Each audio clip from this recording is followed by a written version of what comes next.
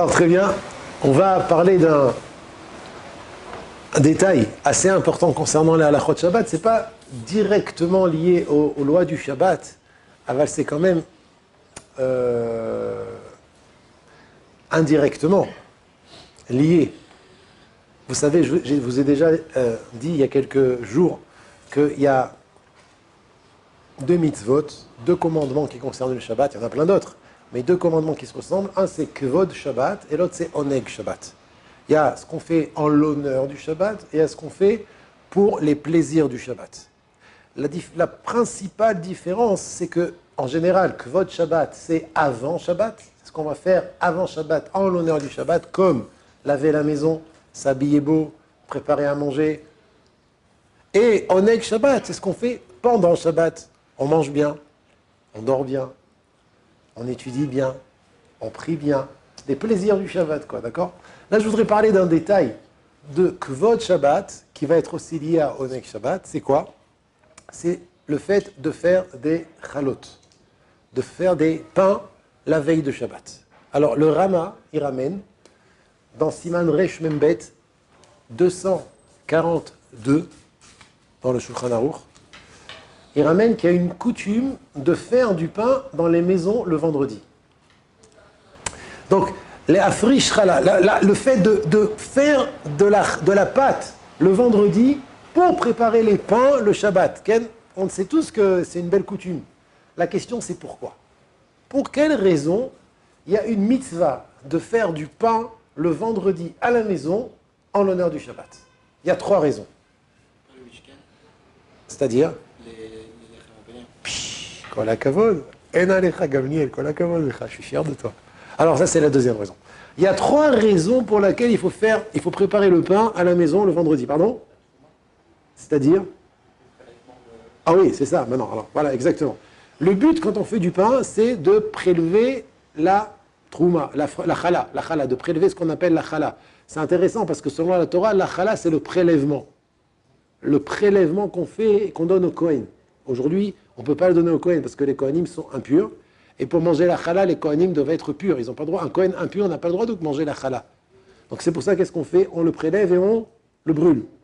On le brûle, et une fois qu'il est brûlé, on le jette. Si on ne peut pas le brûler, on l'emballe bien et on le jette à la poubelle. La question, c'est pour quelle raison on fait ça le vendredi? Pourquoi la mitzvah, elle est de faire le pain et de prélever la chala du pain le vendredi? Alors il y a trois raisons, je dis. Ah, non, c'est pour ça qu'on fait le vendredi, avant Shabbat. On prélève le vendredi avant Shabbat. Vendredi, on parle aussi du coup de la nuit de jeudi Oh, à vendredi.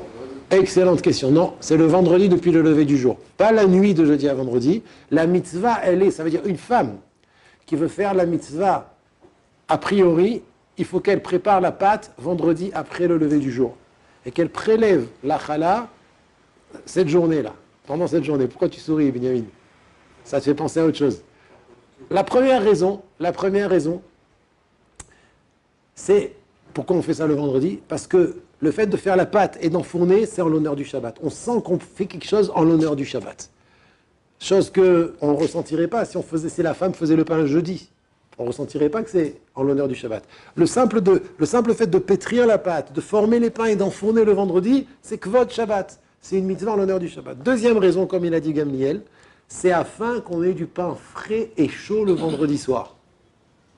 Et ça c'est comme on voyait à l'époque du Beth Amikdash, le pain, comment dire en français? Préposition. Pas proposition. Arrête d'utiliser la grammaire. Préposition. Préposition, non? D'accord. Ouais, comment tu dis, Reuven? Voilà, exactement. C'était quoi? Il y avait dans le sanctuaire, il y avait la table, il y avait là-bas la table. Dans la table, il y avait 2 socles de pain. Chaque socle, il portait 6 pains. En tout, 12 pains. C'est pour ça que selon la Kabbalah, il y en a qui mettent 12 chalot sur la table. Selon le Shulchan Aruch, on met 2 pains, ça suffit. Lechem Mishneh, 2 pains. Ken. Deuxième raison, je répète, c'est parce que pour que vendredi soir, il y ait du pain frais et chaud, comme dans le Beth Amikdash, le Shabbat, il y avait du pain frais et chaud, alors on fait les chalot le vendredi. Ça, c'est la deuxième raison. Entre parenthèses, au Beth Amikdash, on faisait le pain aussi le vendredi. Les lechem apanim, les pains de préposition qui se faisaient au temple, c'était le vendredi. Seulement qu'il y avait un miracle. On les mettait le Shabbat et on enlevait les pains il y a 8 jours, le Shabbat, c'est-à-dire tous les Shabbats ont changé les pains, et le miracle était que lorsqu'on enlevait le pain de préposition qui était sur la table le jour du Shabbat, il était encore chaud depuis 8 jours auparavant. Chaud et frais. D'accord? C'était un miracle. Donc le pain était toujours chaud sur la table, toujours bon. Ça c'est la deuxième raison. Et enfin, troisième raison, qui c'est qui va la dire? Pourquoi il y a une mitzvah de faire le pain le vendredi et de prélever la challah le vendredi? Je vous écoute. C'est pas un signe de Kabbalah, il y a un truc avec la Kabbalah? Précise. Avec Chesed, non? Moi, je ne suis pas un Mekoubal. Je ne m'y connais pas en Kabbalah. Je répète, quelle est la troisième raison pour laquelle il y a une mitzvah de pétrir le pain et de prélever la challah le vendredi? C'est connu. C'est la plus connue en fait. Hein. Non. L'homme, dans le Talmud Yerushalmi, le premier homme, Adam Arishon, était considéré comme la challah du monde, le prélèvement du monde. Ça veut dire Hachem, il a créé tout ce monde pour l'homme, pour Adam Arishon. Et il est tombé de son... Pardon? Il est tombé de sa grandeur vendredi. C'est vendredi qu'il a fauté. Et qui c'est qui l'a fait fauter? La femme. Le serpent a fait fauter la femme. Hein? Le serpent a fait fauter la femme et la femme a fait fauter l'homme. Je ne rentre pas dans les détails pourquoi la femme elle a voulu faire fauter l'homme. Rachid là-bas il dit parce qu'elle avait peur qu'il se marie avec une autre femme. Donc oui, c'est ça les femmes. Enfin, oui, elle ne voulait pas qu'elle se marie avec une autre femme. Donc qu'est-ce qu'elle a fait? Elle a dit, je t'écoute Binyamin. Mais t'inquiète pas. Hachem en aurait créé d'autres. Il y en aurait eu d'autres. D'ailleurs, il y en a eu d'autres. Ah? J'entends pas. Quelle, c'est ça exactement? Chava. La première femme. Donc, écoutez bien. L'homme qui est le prélèvement du monde, il est tombé vendredi par la femme qui l'a fait fauter. Donc, la femme, le vendredi, va prélever la challah. La challah qui est le prélèvement de la pâte. Et ça va réparer la faute de la première femme. Pardon? Comme une dette. C'est pour ça que la mitzvah d'Achala, elle a été donnée spécifiquement aux femmes. C'est la femme qui fait la challah. Ça ne veut pas dire que moi, si je fais du pain à la maison, je ne dois pas prélever la challah. Mais en général, de la même manière que les femmes allument les bougies du Shabbat, les femmes aussi prélèvent la challah le vendredi pour réparer la faute de Chava, la première femme, en français Ève, qui a fait tomber Adam Arishon le vendredi. Donc c'est la troisième raison pour laquelle on doit préparer le pain le Shabbat à la maison le vendredi spécifiquement et que la femme puisse prélever la challah. Je t'écoute. Si c'est spécifiquement pour réparer la faute de la première femme, alors pourquoi est-ce que un homme qui est pizzaïolo, oui, il devrait prélever la challah. Ouais. Je te réponds. C'est ça. De la même manière que si un homme il est seul chez lui Shabbat, il allume les bougies du Shabbat avec la bracha. Ainsi, quand un homme il fait de la pâte et qu'il n'y a pas de femme, il va prélever la challah. Oui, c'est pas pour Shabbat. C'est pas grave, mais la mitzvah de la challah, c'est sûr. La mitzvah de prélever la challah, c'est même si tu le fais en semaine. Mais c'est bien, a priori, que la femme fasse le pain et prélève la challah le vendredi pour ces trois raisons. Qui c'est qui peut me répéter les trois raisons? Vas-y, Youssef. Première raison. Première raison, parce que Adam c'était le centre, c'était la première. Ça, c'est la troisième raison. Gabriel, première raison. En l'honneur du Shabbat, que le pétrissage et l'enfournement sont la deuxième raison, Yoël. Pour la trauma. Ça, c'est la troisième raison. C'est pas la trauma, la deuxième? C'est que le pain soit frais. Que le pain soit frais et chaud. Ah? Je sais pas ce que tu as dit. Quatrième raison. La trauma, c'était pas la deuxième, et la troisième, c'était la trauma. Ah non. La deuxième, c'est les Lechem Apanim. Et la troisième, c'est afin que la femme puisse prélever la challah le vendredi, qui est le jour où l'homme il est tombé. Et qui était considéré avec la challah. La challah, c'est quoi? C'est le prélèvement.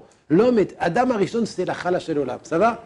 Donc, les rois, si on vérifie bien, si on réfléchit à ces trois raisons-là, ouais, ça devrait être interdit. Enfin, interdit.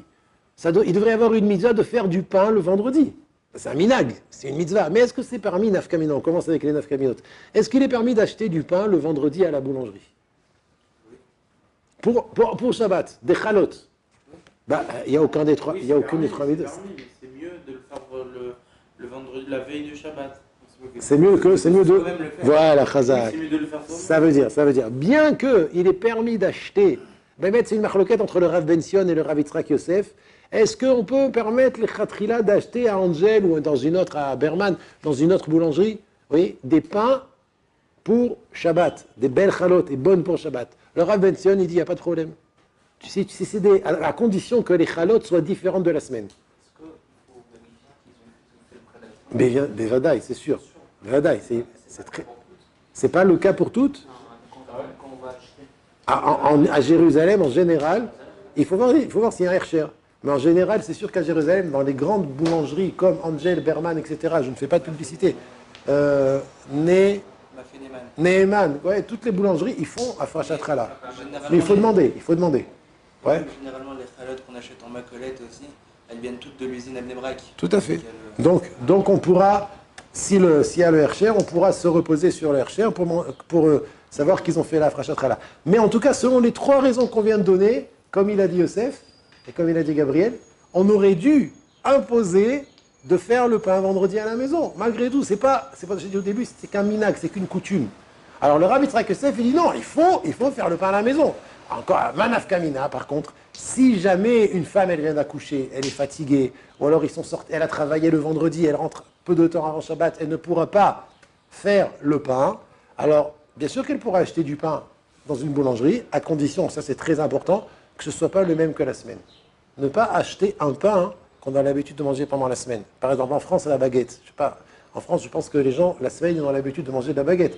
Alors, il ne faudra pas que le Shabbat y ait de la baguette. En France, il faudra acheter un meilleur pain, un plus beau pain, un meilleur pain en l'honneur du Shabbat. Gamliel, j'écoute. J'ai oublié. D'accord. Yohanan. Si quelqu'un c'est son nec de manger de la baguette. Alors, en Israël, par exemple, il n'y a pas de problème. Parce qu'en Israël, personne ne mange de la baguette en semaine. En général, on ne mange pas de la baguette en semaine. En France, il y en a qui mangent de la baguette. Oui, mais si lui son nec. Il faudra s'efforcer de prendre un autre pain. Alors, si c'est son oneg, qu'il n'en mange pas pendant la semaine pour le réserver pour le Shabbat. Et s'il prend de la challah toute la semaine? C'est un problème. C'est ce que je voulais dire. C'est ça qu'ils ont. Généralement, les gens ils prennent la challah la semaine. Non, la challah commence le Shabbat. Beaucoup de pita aussi. Pito, tout le pain coupé, le 700, là, le pain que... Le pain. C'est pas le pain du Shabbat. On peut pas avec des pizzas.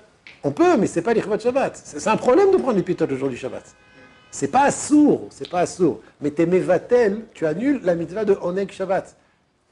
Si tu manges les pitot pendant la semaine.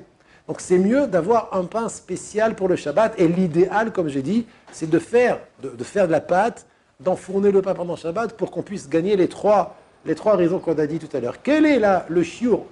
Quelle est la mesure minimale de farine qui rend la pâte chayevet obligée de prélever la challah avec bracha? 220, 500, 700. 1 kilo. Hein? 1 kilo 200. 1 kilo 3. Je dis 10 kilos moi. La mesure 1 minimale, kg 405. la mesure minimale qui rend la pâte chayav de prélever la challah, c'est 1 kg 560 de farine. Que de farine. Minimum. Si on a 1 kg 560 de farine ou plus, on peut faire afrachat challah. On peut prélever la challah avec bracha. Moins que ça, à partir d'1 kg 400, on prélève sans bracha, parce que c'est un safek, et moins d'1 kg 400, on ne prélève pas du tout. Donc, Yoel Reuven, si tu fais un pain avec 200 grammes de farine, tu n'as même pas besoin de prélever. Il n'y a aucune parce qu'il y a un minimum, c'est Asirit Efa, c'est 1/10 du Efa, c'est à peu près 1 kg 560 de farine. C'est quoi le chiour du prélèvement? Oh, le chiot du prélèvement, c'est Kol Sheou. Il y a une marloquette entre les poskim. Est-ce que c'est Kabetza, ça veut dire le volume d'un œuf, ou bien, même ne serait-ce qu'un petit peu, la halakha, un petit peu. C'est pas la peine de prélever une grosse partie, un petit peu. Il faut faire la bracha avant de prélever. Comme c'est la halakha pour toutes les mitzvot, la règle pour toutes les mitzvot, ça s'appelle, on fait la bracha avant de faire la mitzvah. Okay? Avant de mettre les tefillin, on fait la bracha. Avant de faire la shrita, on fait la bracha. Avant de s'envelopper dans le tzitzit, on fait la bracha. C'est la même chose. Avant de prélever la challah, on fait la bracha. On dit aré zo challah et on la brûle, si on peut.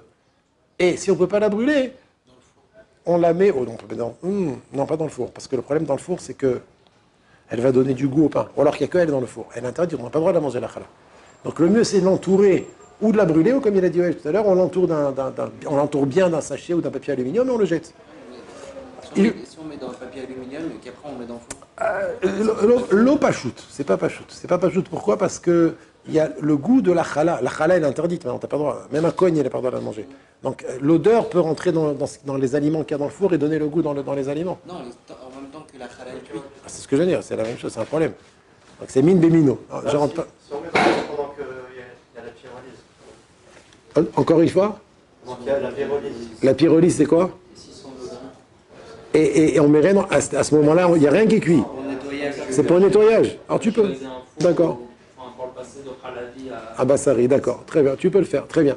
Dernière chose que je voudrais rappeler, c'est que le moment où une femme prélève la challah, c'est ce qu'on appelle en hébreu un et ratson. C'est un moment propice pour les tfilot. Donc c'est important qu'une femme, quand elle prélève la challah, alors elle demande à Hachem toutes sortes de bakashot pour ses enfants, pour son entourage, pour la parnassa. La challah, c'est une sgoula pour la parnassa, pour une bonne parnassa. Donc c'est important qu'elle demande à ce moment-là. Je terminerai juste par une petite histoire qui s'est passée peu après le 7 octobre 2023. C'est qu'une femme, une femme du Sud, elle avait, je dis ce que j'ai entendu, hein, je sais que c'est une histoire vraie, maintenant les détails vous les vérifierez, elle avait sa fille qui a été prise en otage. Prise en otage. Et elle a entendu que la frachat challah c'est quelque chose de bien et d'important, alors elle a fait frachat challah. Vous avez entendu cette histoire? Elle a fait frachat challah avec des femmes, et elle a prié, elle a dit à vote, elle a dit que grâce par le mérite de cette frachat challah, que sa fille soit libérée, elle s'est fait libérer le lendemain. C'est ça? Parmi celles qui ont été libérées. Frachat challah c'est quelque chose de très très très important, et donc au moment de la mitzvah, comme toute mitzvah, c'est pas que frachat challah. À chaque fois qu'on fait une mitzvah rabotai, c'est un klal. À chaque fois qu'on fait une mitzvah, c'est un moment propice pour demander des bakashot. C'est pour ça que dans le Birkat Amazon, on a institué tous les arachaman. Pourquoi c'est arachaman? Arachaman, c'est des bakashot. Ou ifarnesenu bechavod, be'eter, ou bien iten shalom benenu, ou bien refoua shelema, pourquoi arachaman? Pourquoi on les a marqués là-bas?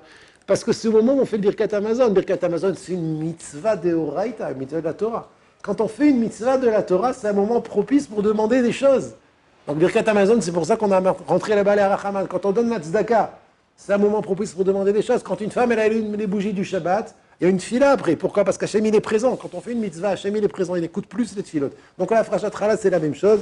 Yiratson, que Kadosh Baruch Hu nous donne le mérite de faire les mitzvot dans la joie, comme il le veut.